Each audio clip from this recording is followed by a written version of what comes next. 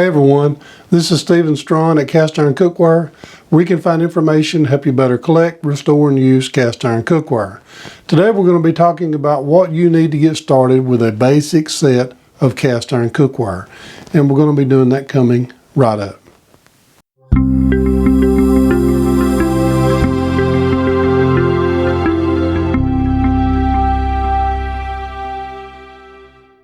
Before we get started, I just want to say thank you to everyone that has purchased my product, Easy Beezy Cast Iron Seasoning. The purchase of this product helps keep this channel going, and I just want to say thank you so very much. So let's get on into the video. There's one question that I get asked a lot, and that is, what do I need to get started in cast iron cookware? Whether it is using or collecting, what is the basic set? One person's basic is another man's overdoing it. So we're just going to talk about the very simple basic set. To me, a basic set of cast iron cookware will include a griddle and a skillet. And that's pretty much it. But you can also add a Dutch oven to the mix if you're going to be cooking things like stews and roasts and things like that. So we're going to talk about these individual choices and what would be a good choice with a griddle, a skillet, and maybe a Dutch oven. So let's start off with the griddle. I have 3 griddles right here, and they're all 3 Lodge. I have a number 8, a number 9, and a number 10. And let's kind of go over. Now this here is your basic round griddle. Now this one here was nice and smooth. It is a Lodge, and the reason why I know that it's a Lodge is by the number up here. If you can see it, it's a number 8. Also the shape of the handle. And it's a nice little griddle. And what I like about it, it's small, it doesn't take up a lot of space. You can heat it up fairly quickly on a regular stovetop because it's not oversized. It will cover the stove eye and not overlap too much. The heat will pretty much transfer into the entire piece at one time. And this is great for cooking grilled cheeses, eggs. What I like about it is when it comes to flipping eggs, you can get your spatula in there and not have to worry about getting by these high sides that would be on a regular skillet. Now this one here is great for cooking an egg or two and maybe a couple of pieces of bacon. But I also have a number 9 of the same. This one here says made in USA right in the middle. So chances are this one here was made in the early 1970s or the very late 1960s. The other one I had didn't have made in USA, so it was probably made in the 1950s on up into the mid 60s. But this is our go-to, and this is one that we use a lot. It's a little bit bigger. You can cook 2 or 3 eggs on it at a time. You can also cook a few pieces of bacon on there at a time. And it's great for a couple of grilled cheeses. You can actually do 2 grilled cheeses at one time on here. And have room to get in there with your spatula. Now I have a third one, which is a number 10. This one here is probably made in the 1950s, maybe even a little bit earlier, and it's also a Lodge. And it's huge. It is a number 10. A little bit dusty until I don't use it as much as I do the 9. But it is large enough to put a couple of bacon pieces on there, maybe 2 or 3 or 4, and some eggs. And it's a little bit bigger, so you can put a few more things on it. One thing I don't like about using the larger pieces like this is because the potential for getting it too hot in the center and causing some warpage. But when I do use it, I don't just throw it on there and turn it on high. I put it on low to medium, let the heat work its way out to the edges before I ever really turn the heat up. That keeps the middle from not heating up too fast, and that keeps it nice and flat. So there we go with griddles. A second necessary option if you're getting started, if it comes down to it and you're only able to purchase 1 piece of cast iron, I would say this one right here would be your go-to.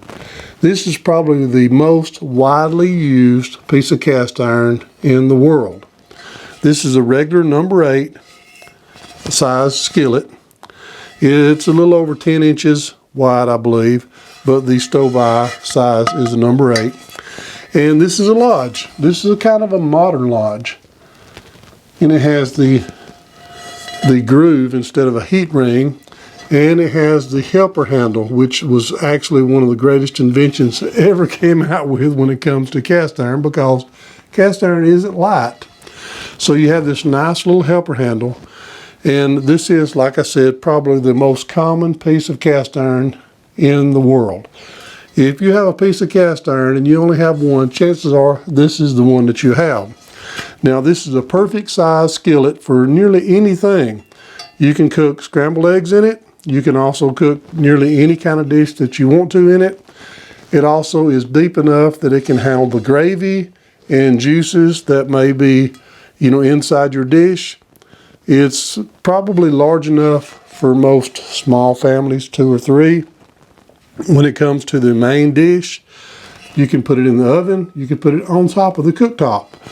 You can even cook over an open fire with it if you want.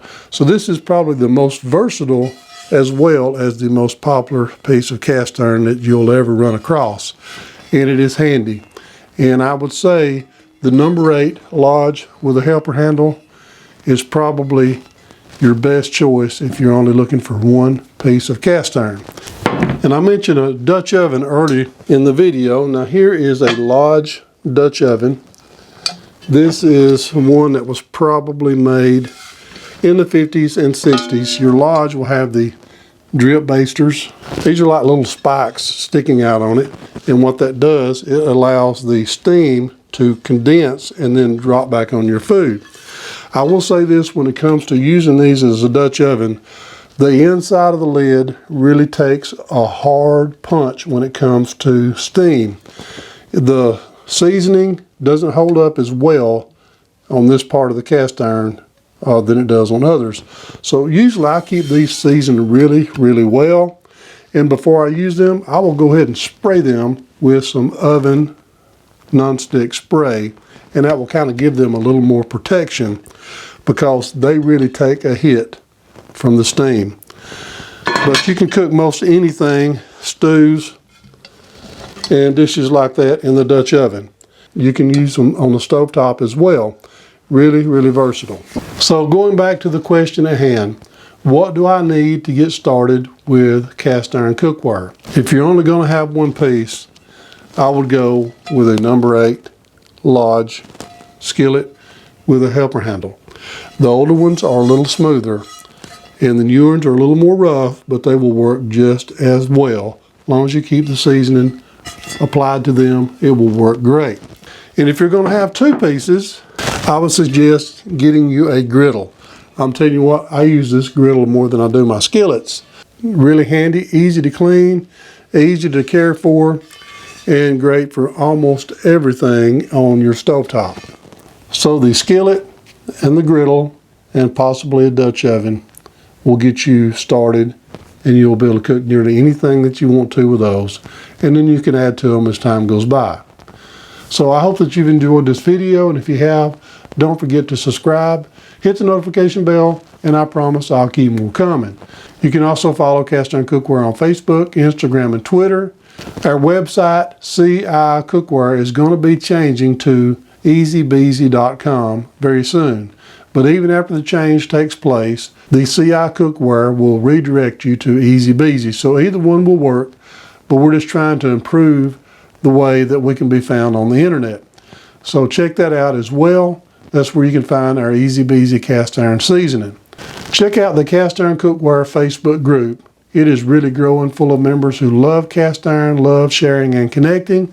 We've also started a sister group called Cast Iron Cookware Trader, and it is growing really fast. We just started it the other day, and we have quite a few hundred members already. And that's a place where we're going to be making it available for you to sell your cast iron, purchase cast iron, and search for cast iron. And I just want to say thank you again for watching Cast Iron Cookware. Before we go, I just want to share something with you really quickly. In Isaiah chapter 54, verse 17, it says, No weapon that is formed against thee shall prosper, and every tongue that shall rise against thee in judgment thou shalt condemn. This is the heritage of the servants of the Lord, and their righteousness is of me, saith the Lord. I just want to say, share the word and be a blessing.